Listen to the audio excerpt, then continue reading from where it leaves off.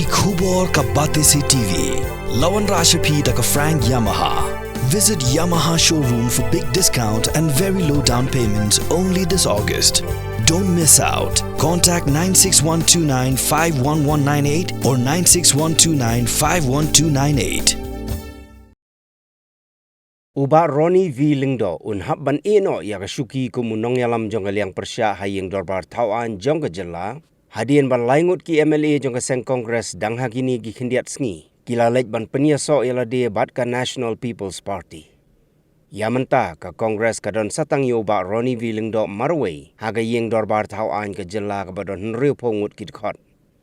Haga jingye keren bat kilat patay kubor haga arpulay tarik unailar arajar arpusaw ulampang jong gayeng dorbar tawan ka jelaw Thomas A. Sangma ulay tu uba Ronnie v Lyngdoh unhabban Iehnoh yagani ka Shuki namar bakat hadu menta ki seng sain pertay ki badon haga Liang Pyrshah ki bakentup yaga Trinamool Congress bat ka Voice of the People Party ki badan marsaw ngut ki MLA Kim Shim la aiktien satya lakin dang kersyan na ya uba Ronnie ba undang beteng kum Nongïalam jong ka Liang Pyrshah. I think everybody knows that the present sitting Iehnoh has only one member left in the House. So the Speaker's office will have to issue him a notification and denotify. That I cannot say because none of the parties from the opposition side have submitted any prayer for that.